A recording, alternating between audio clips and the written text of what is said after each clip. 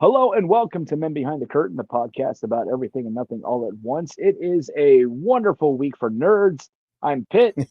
I'm Eli. I hope y'all are doing well. Another week of Ohio weather, not knowing what the fuck it wants to do because it was Okay, like, so my youngest sent a map of areas in the entire United States that are under a drought, and everything's coming up red, orange, yellow, and then there's Ohio, blue. It's like, no, we're good. Come take some of your rain. I would happily give some of our rain because we're getting the rain that we should have gotten like 2, 3 months ago. Yeah, this should have been April into May rain. This is absolutely ridiculous. My grass has literally grown in like 4 days at about an inch a day. We And just I cut can't it. cut it. It's too wet. We just cut it yesterday, and Jesus Christ. So it was a little bit longer than what I had anticipated, or maybe it grew more because of the rain. And plus, it was still saturated with the rain. The side discharge on my lawnmower kept clogging like every 5 fucking steps. It was so frustrating. And I'm not being hyperbolic when I say that either. Um, and then some fucking asshole I'm gonna rant about this for a second. So I'm cutting the grass yesterday. I'm actually like getting to the tail end of it, like about 20 minutes, and I am done. And some fucking door knocker, I need to get a no solicitation sign in my front door. Um, he's doing like he's been going door to door. He does like, extermination, bug spray, stuff like that, which is fine. I own this house. I do want to protect my investment. I don't mind the fact like we can look into a bug guy, but apparently he heard me cut grass in the backyard, so he came to talk to me in my fucking backyard. And like I'm mowing the grass, I got my earbuds in, like I'm zoning out and everything. My son is there. He waves to get my attention and points to the other dude who's trying to get my attention. I'm like, leave. I'm in the middle of something. Leave me the fuck alone. And he just kept pushing, like, hey, yeah, we'd like to sign you up for this. Da, da, da, da. I'm like, dude, if you can give me something to look at, I will look at it and I may call back. I may get back in touch with you. As I said, we own this. I am not opposed to having somebody come out and spray for bugs. We want to keep, ants and all that kind of shit out of the house. But right now, leave me the fuck alone. I very nearly cussed this dude out, and like I understand it. He's trying to. He's a business guy, but like, dude, you have to pick your times a little bit better. Like somebody with a little bit shorter patience than I have would have cussed you the fuck out because I was That very would that would have been me. Because yeah. all solicitors will be sacrificed to the old gods, not the new. um, honestly, that right there, I am. I assume I can probably get one of those signs probably anywhere, right? Like for the no solicitations. Oh yeah, Like, you can get them on. I got one on the door. I got from Amazon, yeah, but I it specifically states no salesman, no religion, no politics. yeah. There's a long list that's on there, and I think it even says something like no white people. But I mean, considering how they cook most of the time, that's a valid. I don't want white people food in my house. But no, to what you said a little bit ago, this has been a hell of a week for the nerd circle, the universe, and everything, because so much has happened. Um, we had the finale to House of the Dragon, which I don't think we've really even talked about that show at all. Like, not since season 3. Yeah, yeah. I mean, it's okay. The, It's it's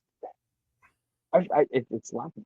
Ever since you had a Knight of the Seven Realms, which there's eight. Um, House of the Dragons, like for me, has fallen short. I mean, particularly this last season. How much this time do you want season, to? Yeah, how much time are you going to spend at fucking Harrenhal and not do a goddamn thing with it? this season was very lackluster. I do know that they are set to finish with season 4. So they are this is the quote penultimate season. Um, and I do know in the books, I'm not going to spoil anything. I have not read the books, but I do know how Rhaenyra's story ends. That is all I'm going to say. Are the books even written? That one is. Um, it's funny. I actually got into a. I don't want to call it a back and forth because it wasn't an aggressive, like argumentative type thing. But I was on one of the subreddits, like with the Red Rising series, which I've talked about, and I made a comment that this guy Pierce Brown, he has one book left, Red God, and I'm like, at least he's working on his fucking series, unlike some authors. And a few of us got into talking about George R. R. Martin, and I made a comment when I talked about this a long time ago. Like he had something where he talked about he wanted to know like what some of Aragorn's reign is like, or he's talked about how he thinks Jaime Lannister would beat Aragorn in a fight. No, the fuck he wouldn't. Um, and I'm like, honestly, I don't give a fuck about your opinion, George R. R. Martin, until you finish your own fucking story. And one guy, we kind of got into a semi-friendly back and forth about it because he feels like Martin's characters are better written and more grounded than Tolkien's. And I'm like, I disagree that they're better written. I do agree that they are well written. I will give him that. Like we'll take Jaime Lannister for example. He's probably one of the best written characters because he does have his real flaws, like the fact that he shoved Bran out of a fucking window, and he goes from being a whole piece of shit, and he comes to being like this not terrible guy, but he's also not entirely redeemable because he can't quit fucking his sister. Like he's a complicated character, so that is good writing. But I'm like, being more grounded is not better or worse. So that was a pointless thing to bring up. And in Lord of the Rings, they are fighting a like basically fucking deity in Sauron. So grounded characters would not work here. Um but yeah, so we just kind of went off talking about that. But yeah, House of the Dragon is based off of Fire and Blood, I believe it is. That book is finished. He has fleshed out his universe. He has prequels and things because Night of the Seven Kingdoms is based on a prequel book. I'm like, that's cool that you can expand your universe and add stories to it, but where's the main fucking story? I I'm actually of the opinion I think he may actually be done writing. I think he's afraid of pissing the fan base off again. I think he's literally just waiting to die at this point. I Because mean, when you have like, 7 Philly cheesesteaks a day, that would probably do it quickly. um, I am of the opinion that Mart HBO's ending is probably not as far off from Martin's intended ending. It's probably not as different as he would like us to believe. So he's afraid of fan backlash for a second time. I think that that's really what's happening. It's possible. I mean, I don't think we'll ever know. Um, I, if I remember right, and I think we talked about this before, one of his sons, or maybe multiple sons of his, I believe, are authors. So it may what might end up happening if he really has not written it. His sons may do the same thing that Tolkien's sons did, and once he dies, they're just going to take over the estate and they're just going to finish out the story. Um, Now, whether that will be for better or worse remains to be seen. Um, but I think there's too much money left on the table for them to just not finish it. Well, I But mean, yeah, it's going to sell whenever, just because people are going to want. yeah. Um, but yeah, I'll agree with you. Yeah, House of the Dragon season 3 has not been that exciting because they've spent most of the season not actively in combat. It's been Rhaenyra trying to assert her rule over King's Landing and the Seven Kingdoms, and then we find out that Aegon. How many fucking Aegon Targaryens has there? Like Jon Snow is like at least the fourth or fifth one. I think he's fifth, Aegon the fifth, or something like that. I do know that there have been four in live action. Well, four existing because there was Aegon the Conqueror, who was the original. There is Aegon in House of the Dragon, which I believe might be the second Aegon Targaryen. Um, Actually, isn't Egg short for Aegon? Yep. So that's three, and then of course Jon himself. So Jon Snow is at least the fourth Aegon Targaryen, according to the live action universe. But yeah, I believe in the books he's at least fifth. Like they just keep recycling that fucking name. Like y'all have no originality. I swear to God. Well, it's kind of like white people with Bob and James and Steve and Michael.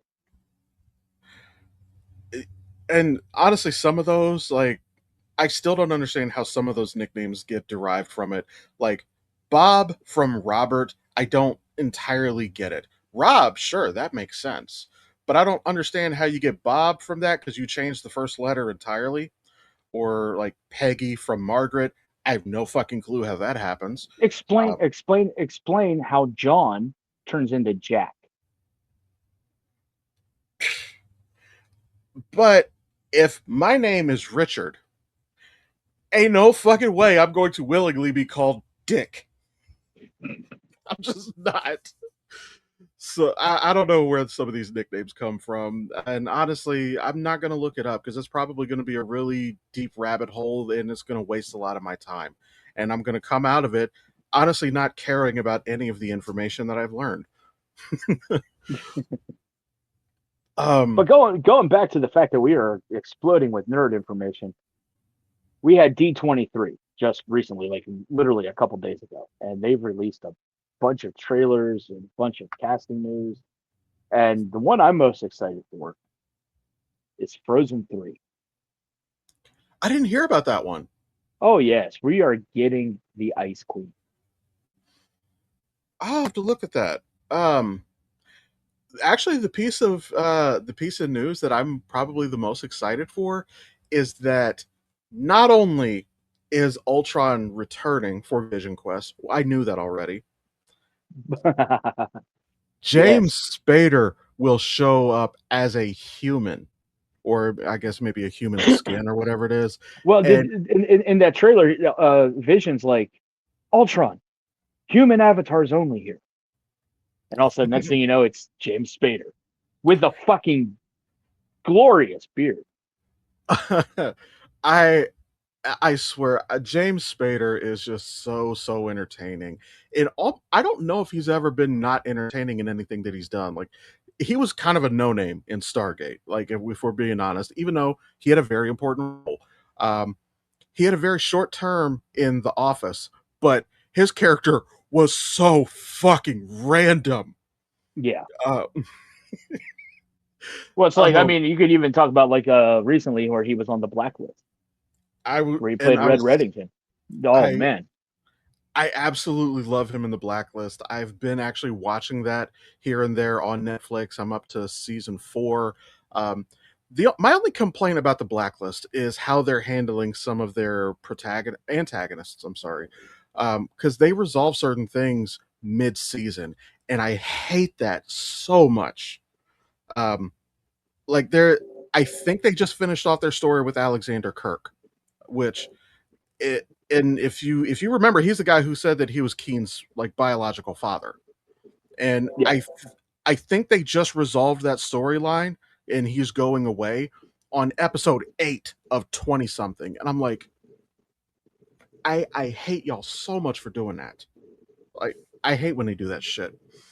Um, but his monologues in the Blacklist are so fucking good.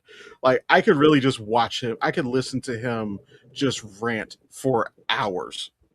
He has a much better voice to listen to than I do, and I'm recording shit.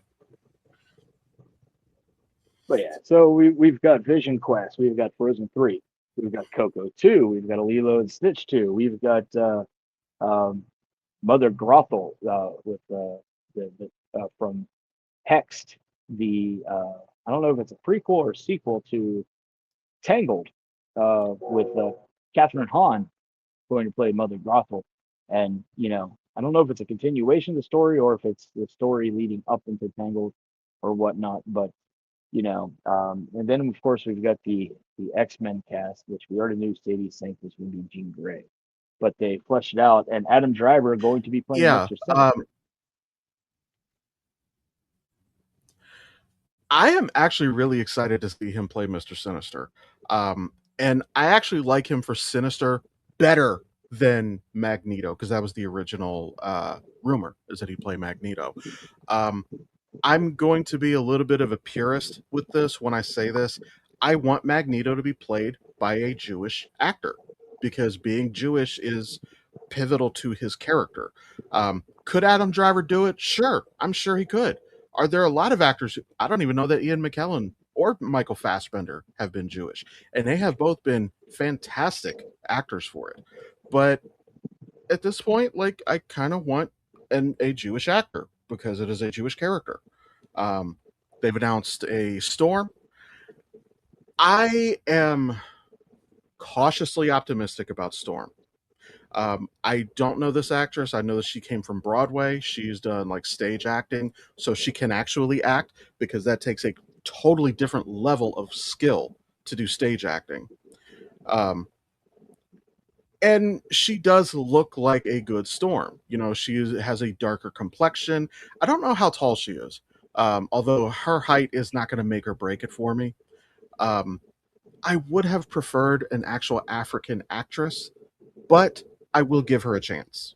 Um, and then our Rogue, which Rogue is the only other actress that I have ever heard of in Indy Navarette.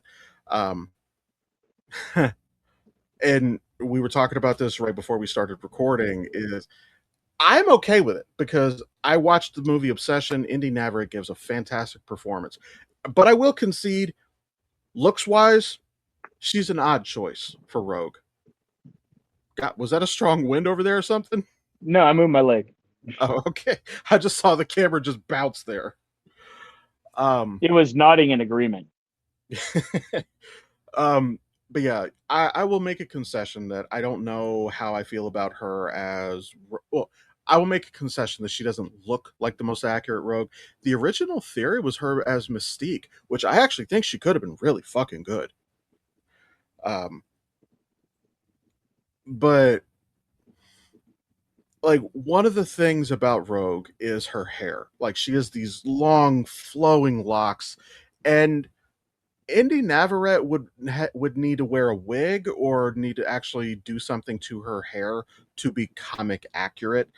And it's not impossible, but we'll see. I've actually seen people online saying that this is a downgrade from Anna Paquin.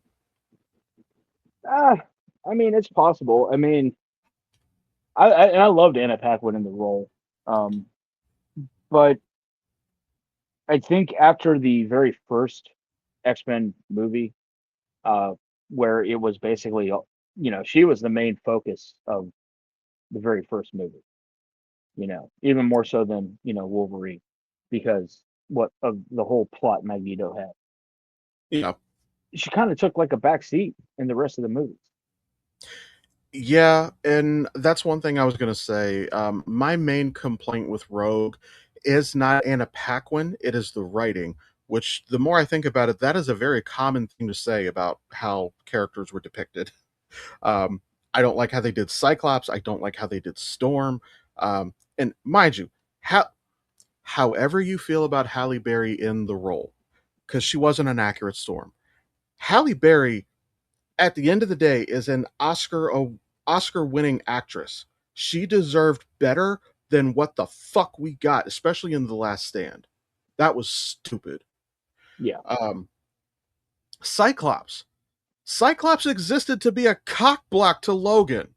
That's all his character did for two movies, because he made like what 15 minutes in The Last Stand.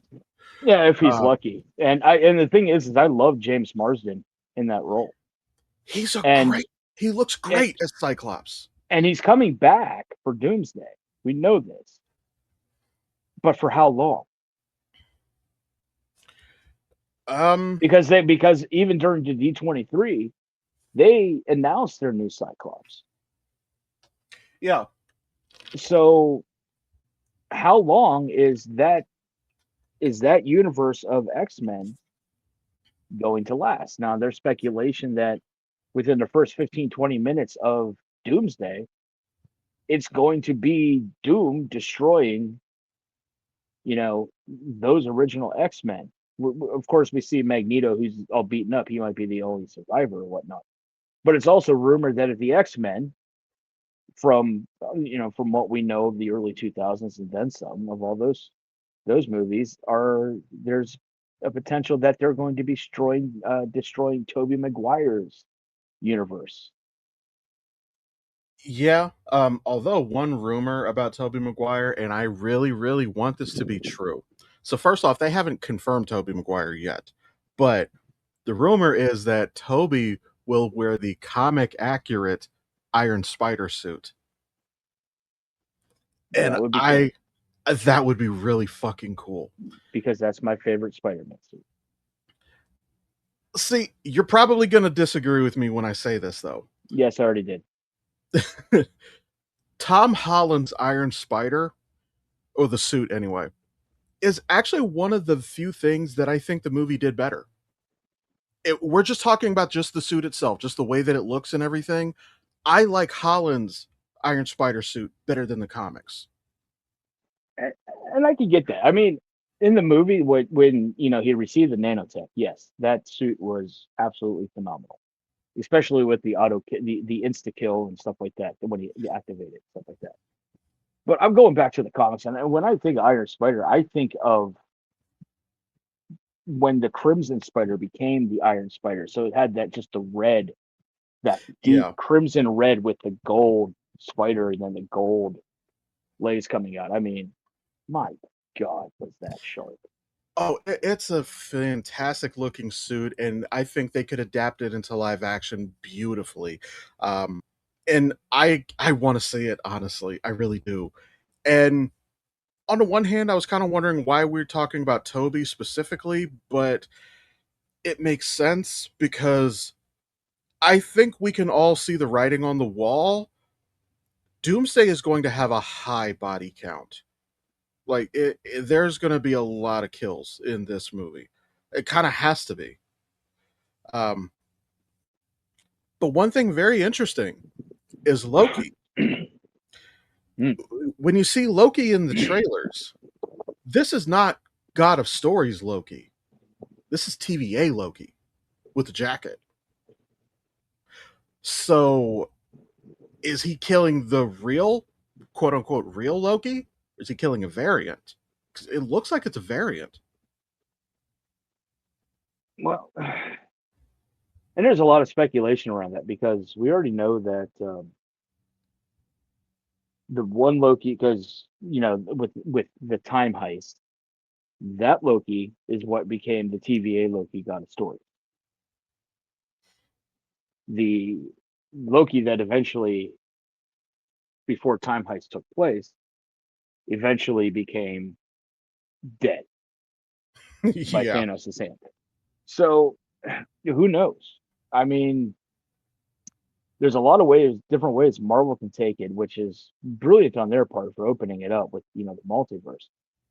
However, this multiverse stuff is getting too big and too complex and whatnot to really start following. Because I'll be honest, even in Brand New Day with Spider-Man, the Jean Grey backstory that they used for her, I was not a fan of. I was never a fan of that Jean Grey backstory. Well, I see, wish here's they used I wish they used a different one. well, see the thing is though with the whole multiverse and everything, and I feel like they might have kind of confirmed this to some extent, but I think they are doing the same thing with the multiverse that the CW did with Crisis on Infinite Earths, because you had Supergirl who lives on a different Earth than Flash and Arrow. You have Black Lightning who's on a different Earth entirely. Um, they also very subtly confirmed, and it's something that you only notice if you pay attention. Tyler Hoechlin's Superman in Superman and Lois is not the same Superman from Supergirl. Like he's actually playing two different versions of the character. And if nothing else, you can tell that because he left Supergirl to go have a family. Lois was pregnant, And then when Superman and Lois happens, he has two teenage boys. Now, either there was a huge fucking time jump that they just looked the other way about, or that's a different universe. Later, they do kind of confirm it's a different universe. But anyway, getting back to what we were talking about, at the end of Crisis on Infinite Earths, they've brought everybody together. Black Lightning, Supergirl. I actually still have not watched the last season of Black Lightning. um, but Black Lightning, Supergirl, Flash and Arrow. Was there? I feel like there's somebody else that I'm forgetting. Maybe it's because Martian Manhunter was also in that too. But everybody exists on the same Earth, and they've founded their own Justice League. So I feel like there's another character that I'm forgetting. Oh, probably because of Legends. Oh, Even though the well, there was Legends Bat, was there was Batwoman too. that. Thank you. That's what I was forgetting. Even though Batwoman existed in the same universe, well, did she? I think she was originally on the same Earth as Barry and Oliver. I think. I It's been so long. Either way, Batwoman was very mishandled by CW. It had a lot of potential, and the execution was just not fucking there. Okay, so sorry, technical issues. It happens. This time, it actually wasn't on my end for a change. um, but yeah, I know the last thing I was saying is that like Batwoman was just it had a very high ceiling as far as potential is concerned, but the execution was just not there. One of the best examples of that was Alice, because they couldn't commit to what they wanted to do with that character. Um, because at one point she was their Joker, she was a fucking absolute murderer, and then it's like, do we want to redeem her? We'll have a couple episodes. Maybe she's not all bad. No, fuck it. She's going to go back to being a villain. And like the whiplash between, redemption or villain was fucking maddening with her character. Oh yeah. And it sucks because she was the best part. Like throughout the entire part of the show, whether it was Ruby Rose or I believe the actor was Javincha Leslie, the replacement actress, Alice was the best part the entire time. So it was really frustrating that they couldn't commit to her character. Um, yeah, those writers really pissed me off. Probably more. Oh, I just remembered CW had another show, and like I think it only lasted one season because nobody fucking watched it, myself included, which was Stargirl. Oh, that, yeah. I forgot about that show. Like, yeah, like I think I don't think everybody forgot about that show. I don't think anything performed worse than that show, because that was one like you took a character who was very, very little known, and nobody asked for this show, and it wasn't a good show. At least I don't think it was because I didn't watch it. You know what that means? That means James Gunn will actually make a movie out of it because that's what he's doing with the entire fucking DC universe right now.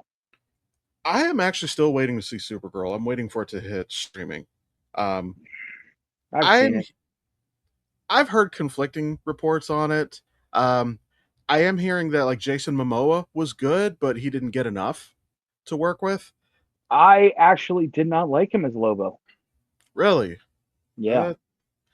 Uh, um, I was also hearing like Millie Alcock was not bad. She just didn't have great writing, which gee, where have I heard that one before? Fucking Cavill. No, Millie Alcock really did look the part. No, because all we got was Kara Zor-El. All we got was Supergirl. We didn't get to see her alter ego or anything like that. You know. So I can only base that performance off of what I saw from the little snippets she was in for, the Superman movie with the corn sweat. But Supergirl, yeah, she definitely looked the part. I think if the writing was better, she would have probably been more fitting for the part. Um, as much as I liked Crypto in the comics, you got to get rid of Crypto in fucking live I action. I kind of didn't like Crypto in Superman. It was cute at first, and like I feel like he's kind of using that to make you like Crypto, but like when he's trying to get Crypto to help him, and Crypto, it takes a minute for Crypto to clock on the fact that he is injured and he's trying to get help, and Crypto keeps trying to play. Um, is that how a real relationship with a dog would go? Yeah, it's actually not that wrong, I think. But for the sake of a movie, it's a little fucking annoying. Yeah. Um, Well, I mean, the majority of the movie, Crypto's not it, but it starts with Crypto, and it's just it, Crypto's got to go. You got to anytime you go off to fight a battle, you got to put Crypto in a kennel or get a dog sitter or something. It's Supergirl is all right. It's just that I'm glad I didn't get beat with fucking. so did he do the thing? Well, actually, James Gunn didn't actually make this one, did he? Like he didn't write or direct it, right? I don't think so, but I honestly think James Gunn is fucking up the entire DCE.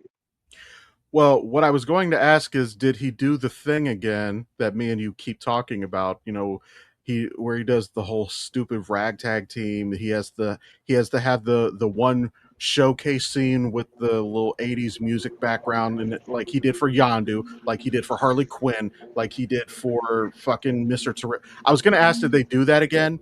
But that's Gunn's thing. So if he didn't make it, he probably that might not have happened. Kind of, because you have fucking Lobo, and then you have this like 14-year-old girl who's seeking revenge for the. Okay, so even though Gunn wasn't actually the guy making it, that was probably him saying that that had to be included. Um, and some of it, I understand that they are trying to establish a wider universe. They are trying to kind of speed run up to a team up movie, which I'm. This tells me that Gunn doesn't fucking learn, because this is actually what the old DCU did wrong, was trying to speed run their universe. Um, like we should have gotten a Flash movie before the Justice League. We should have gotten an Aquaman movie before the Justice League. Like speed running it was absolutely a bad idea, and apparently Gunn doesn't fucking learn. No, Gun. I give Gun about maybe 4 or 5 years before the fucking DCE years fucking rebooted again with somebody else. I will say this much, and I say this as a fan of this genre of movies. If this universe fails again, stop. Don't reboot it. At the very least, give it about between 5 to 10 years before you make any of these characters again. Because this is where Marvel fucked up, was just exhaustion. Because and even though Marvel is still going, Marvel has not stopped anything. Marvel did slow down because they did recognize that some of this was just exhaustion. Like I've honestly enjoyed a lot of it. I've enjoyed it more than most people. One of the only projects that I just straight up did not like from Marvel was Secret Invasion. That show fucking sucked, and that hurts me to say because it was Samuel L. Jackson. Like Secret Invasion sucked. Yeah, my thing is you have the Marvel movies, and then you have the Marvel shows, which tie into the movies. The problem I have is not everybody has Disney Plus, to subscribe to. So they're missing key elements into how these things are connected or where this person came from, this and that throughout the entire Marvel universe. All of a sudden, like, well, where did so and so fucking come from? Like, for instance, if you have not watched Loki on Disney Plus, going into Doomsday, you're not going to understand why he's what the TV is unless you've seen fucking Deadpool. Deadpool is Hey, hang on. You got a lot of background noise. I think it's the plane or whatever. But I'm just I was pausing you because it's garbling your words a little bit.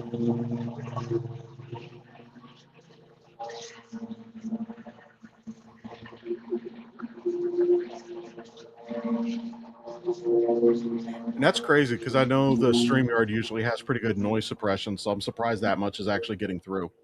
Yeah. So my thing is you don't if you haven't seen Loki, you don't understand how Loki's got stories, and you probably only realize that like wait a minute, he didn't die.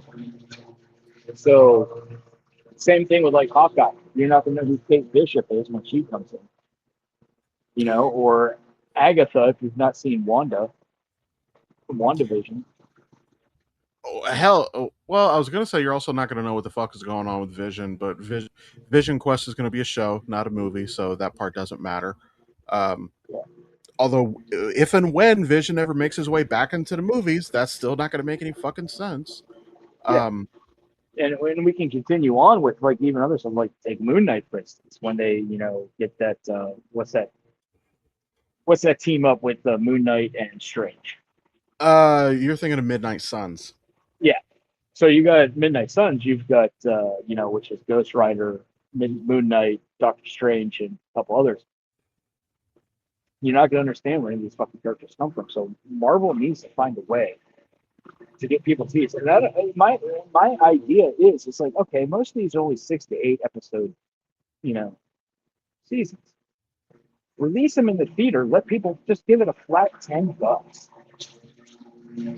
Let people go watch that entire season uninterrupted in a fucking movie theater for $10 fucking. That's 4 hours of fucking. Or um, they've actually given themselves a perfect blueprint with the Punisher in Brand New Day. So if you if you want people to know these characters without having Disney Plus and without having watched these individual shows, introduce them via other media. So, like with Brand New Day, they brought in John Bernthal as a Punisher. Now, yes, a lot of audiences are familiar with him as the Punisher, if not from Disney Plus, then from Netflix. So, John Bernthal's Punisher, you might get a little bit of grace with, but you're not going to get that grace with Moon Knight. You're not going to get that grace with She-Hulk, even though She-Hulk seems to be in complete fucking limbo right now. We may never see that again, which is unfortunate because it was actually better than they gave it credit for. Um, like you said, with Kate Bishop. Um, and also, when Kate Bishop comes back and we see her friendship with Yelena, me and you are going to understand it, but audiences are going to be, where the fuck did this come from? Because they have such good chemistry together. I Oh cannot yeah, wait to see more of them. Um, try, but yeah, TVA Loki, that's another example. Um, Honestly, US Agent was kind of like that. Because yeah, if you didn't watch Falcon and Winter Soldier slash Captain America and Winter Soldier, you're not familiar with John Walker and his journey and everything. So kind of skipped over that for Thunderbolts. Um, I think that's well. Oh, new Falcon. What the fuck is his name? Miguel, I think, or yeah. Well, we did get him in Captain America 4. that is true. That is true. And I guess that was okay. Um, so Captain America and Winter Soldier, it bridges the gap, but because you do see him give Sam the shield at the end of Endgame, they are telling you where the story is going. So if you did not watch the show, but then you jumped into Captain America Brave New World, the show, I would argue, was not a required watch, but it does help to give you additional context. Um, Although it's unfortunate that Bucky didn't show up in that because Sam and Bucky actually play off of each other very well. Yeah, but I Um, mean, so my that's my thing is Marvel is excluding some of their viewing audience by not giving them an alternate medium to view these other stories that play into the entire MCU. I have seen a little bit that I think they've recognized and are maybe starting to try to bridge that gap a little bit because on FX, I believe it was, and if it's on FX, then that, well, never mind, because if it's on Hulu, I mean, we're back to square one. But I believe I did actually see them playing Daredevil Born Again season one on FX. And I'm sure they did that as a means to advertise for season two. And hey, if you want to see more, get the app. Um, but I think they have recognized at least some of that and they're trying to bridge that gap a little bit. However, the problem there is a lot of people don't do cable anymore because streaming services have kind of Yeah, nixed the need for it. Me personally, we still have cable. It's a little bit of an old school thing, and I understand that. However, um, Spectrum actually gives us a bunch of the apps for free. I have Hulu, I have Disney Plus, I have ESPN, I have fucking Paramount, like all that shit for free through them. hmm, So that it's funny because remember we used to have a joke that like all of these goddamn streaming services, like this is cable all over again. Y'all just need to just fucking put it. Spectrum actually did kind of do that. Um, and the fact that I also have a Spectrum app on on my Fire Stick, I don't even put it on the cable box anymore because if I want to watch cable, I just go to the Spectrum app, so I don't even change channels on my TV. Um, but but anyway, getting back on track here again. Um, but yeah, so Disney does have a problem with that, and they do need to figure out a way to introduce some of these characters a little bit better. Um, and actually Thunderbolts is a good example because like when you see John Walker, like when John Walker, like when they allude to some of the ghosts he has, like how he hasn't been there for his family and everything, that is building off of the character that you already know from Falcon and Winter Soldier. And if you didn't watch the show, you kind of get it, but not really. So yeah. yeah, that's definitely something they need to brush up on a little bit. Since Um, we're stuck on Disney, coming out of D23, we got the trailer for Ahsoka season 2.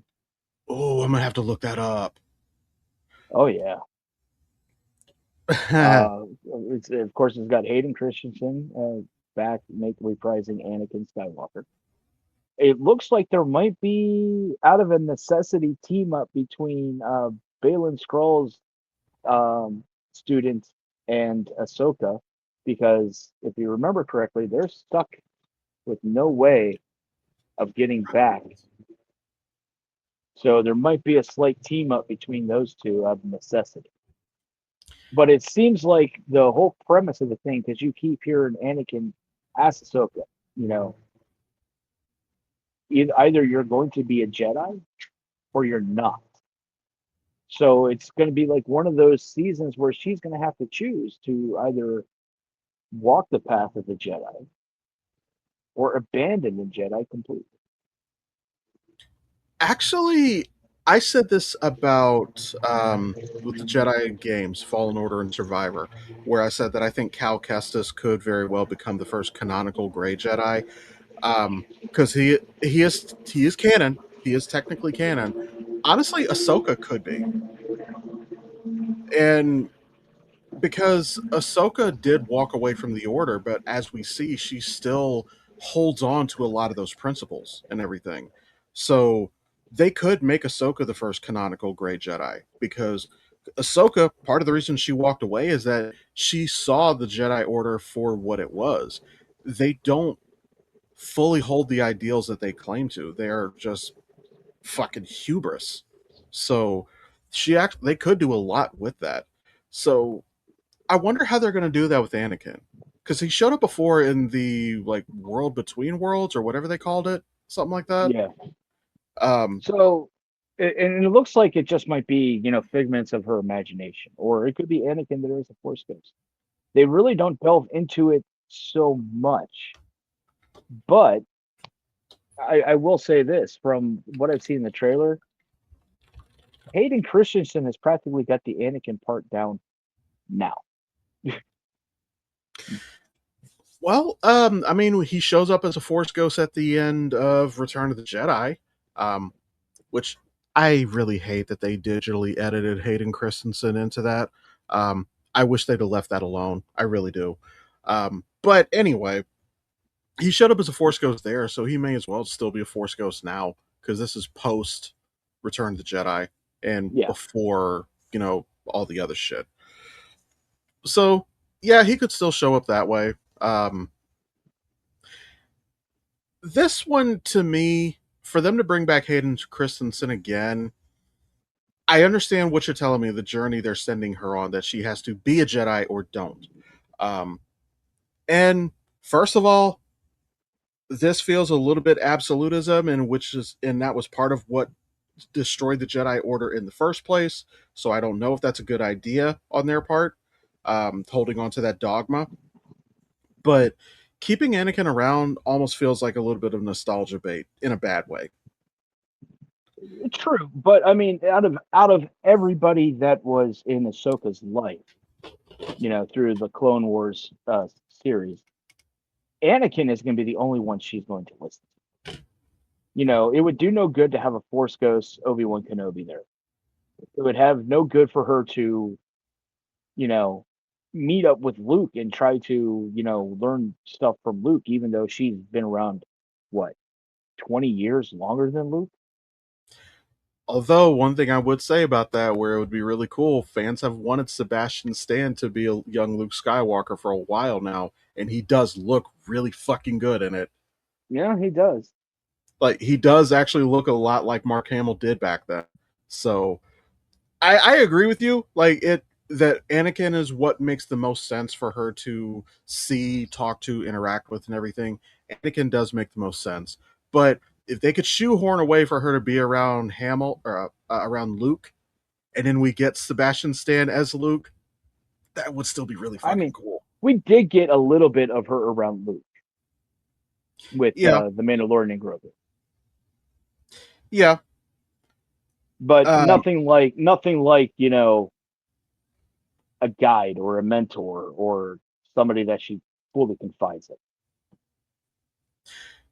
yeah, and I don't. It wouldn't make sense that she does just rely on Luke like that because she can recognize Luke as an ally. She can even recognize Luke as being having more mastery than her, but she doesn't have that bond with Luke to where she would trust him like that. So I can agree with that statement.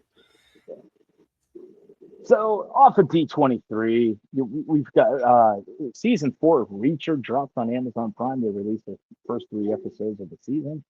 So if you have not seen Alan Rickson as Jack Reacher, definitely go fucking watch it. You'll remember him from the HBO show Titans, where he played Hawk. Uh, did a phenomenal job there, but he has settled in his role as Jack Reacher, so that's out on Prime. We got Star Trek: Strange New Worlds, which just this past Thursday released their 4th episode. I felt it was a great episode, and the whole noir aspect Yeah. uh, was very, very interestingly brought about by the concept they had behind it.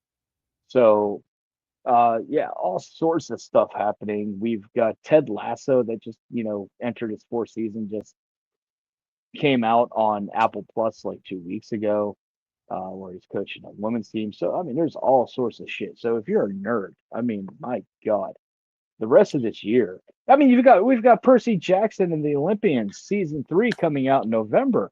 With Ming So Na I Wen. mean, yeah, With Ming yeah, Na with Wen for Hera.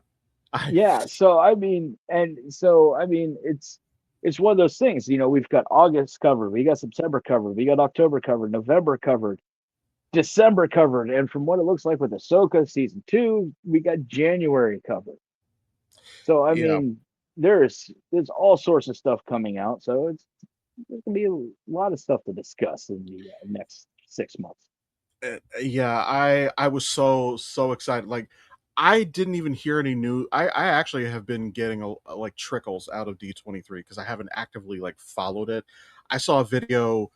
It was the kid who plays Percy Jackson, and they're doing like a. It was a lip sync video, and I forget what it was, but basically something about like, oh, you're a god or goddess or whatever, and then it flips over to Ming Na Wen, and I'm like, wait, what? So then I had to Google it, and I see that she's playing Hera, and I'm like, fucking yes. I love her as an actress. I really do.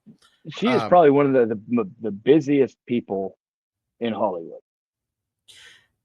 I found out something really interesting about her, and this shows how voiceover and animated projects are made and everything. Of course, we all know about her playing Mulan.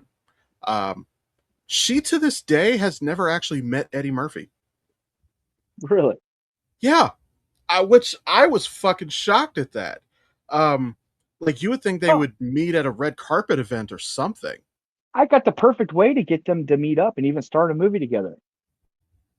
Perfect way. Huh. Golden Child 2. Honestly, it could happen with the way that Eddie Murphy has been revisiting some of his old movies. I actually still haven't seen the new Beverly Hills Cop. I've seen it. It's okay. It's okay. And it's a nostalgia grab. It really is. Kind of like Coming to America 2 was. Yeah, But that Ming Na Wen, Eddie Murphy, and The Golden Child 2. Eddie, I know you watch this. Pitch it. um but speaking of which, because you mentioned Star Trek and everything with Strange New Worlds, two things I want to mention. I did actually finally get around to watching Section 31, and I see Hmm. what you mean. It's not a bad movie, but there are things that I probably personally would have done a little bit different.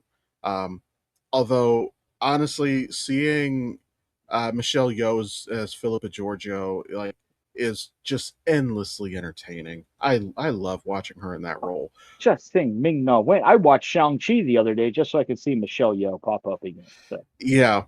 But also, so we had a comment on one of our previous videos a while back because we talked about Strange New World, and somebody was talking about they basically didn't really consider the Paramount Plus shows as canon.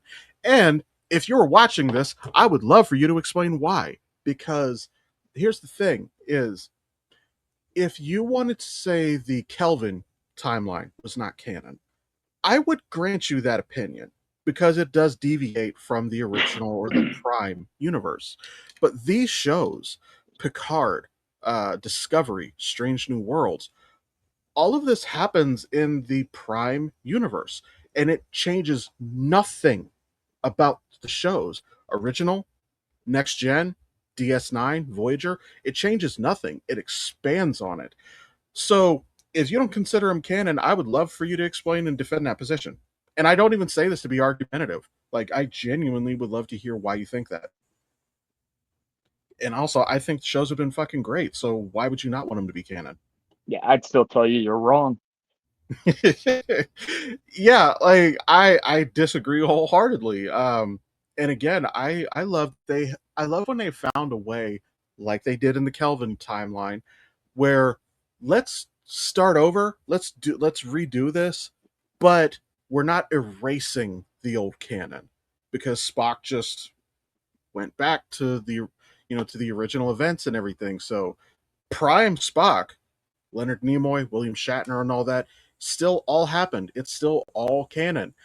It's just that now we're in a new universe.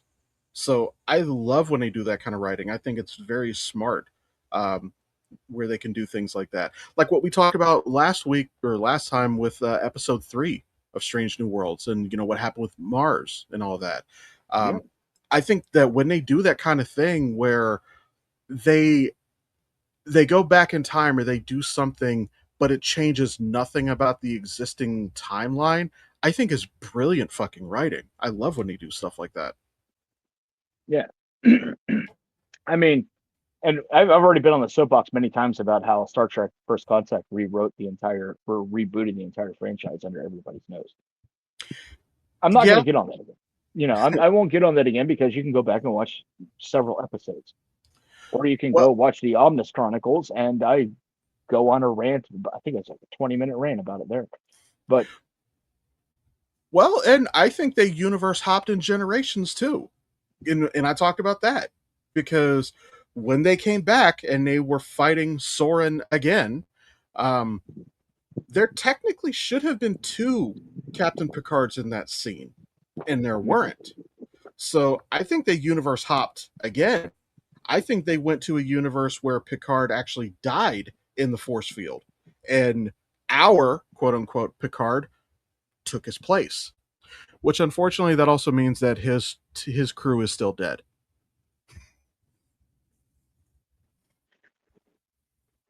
Yeah, Like no, they're 100% still dead because they were still on Meridian 4, whatever yeah. fucking planet they were on. I believe it Um, was Meridian 4. yeah, so that means that they were still there when that sun went supernova and destroyed like the whole fucking system. So I'm sorry, that hurts me as much as it hurts anybody. That means that the Data Riker, fuck is Deanna Troy, Jordy. Geordi. I thought of Marina Sirtis, the actress, before I could think of her character name as Deanna Troy. That means that they're all actually technically dead, and we had a new universe of them. But I mean, it's the only thing that makes sense to me. But and you know what? I was looking on Paramount. I was looking at some of the all of their movies. I must be a masochist because I put Star Trek Insurrection in my list to watch. And here's the thing, I remember nothing about that movie, which the fact that I remember nothing about that movie tells me that it wasn't that consequential. Insurrection could have been a television. To me, it was just a bunch of the television episodes strung together. That's really all Insurrection was. And I am still of the opinion, and probably the entire Star Trek fandom would want my head for this. I think Nemesis is better than it got credit for. I genuinely do. I like Nemesis. I'm one And of the very few in the Star Trek world that like Nemesis, but I like Nemesis. I honestly I don't understand the criticism towards it. Like, and that's actually the other thing is that Nemesis came out before the internet was the internet. So we didn't congregate and talk about things like this. So I don't hear people say, I don't like Nemesis because XYZ. I just hear Nemesis was trash. Do you care to elaborate on that at all? I fucking hate when people do that kind of thing. No, Star Trek Five was trash. Wasn't that one of the ones that Nimoy directed? No, it was Shatner. Ah, that explains it. Like, not everybody could sit in the director's chair. Let's just be very clear about that. Um, and also, just because you can direct doesn't mean that you can write, Patty Jenkins. And I say that because if you remember, Patty Jenkins, she directed but did not write the first Wonder Woman. And in Wonder Woman 84, Patty Jenkins was in the writer's room, and we saw how that fucking thing went down. Yeah, to me, well, the very first Wonder Woman to me was just basically Captain America with a female lead, Kind of. and we will not go into Wonder Woman 2, Wonder Woman 1984, whatever the fuck it's called. Um, that was that was just a mess. I don't know if that That, movie that, that had was any. that was that was honestly as big as a mess as Birds of Prey.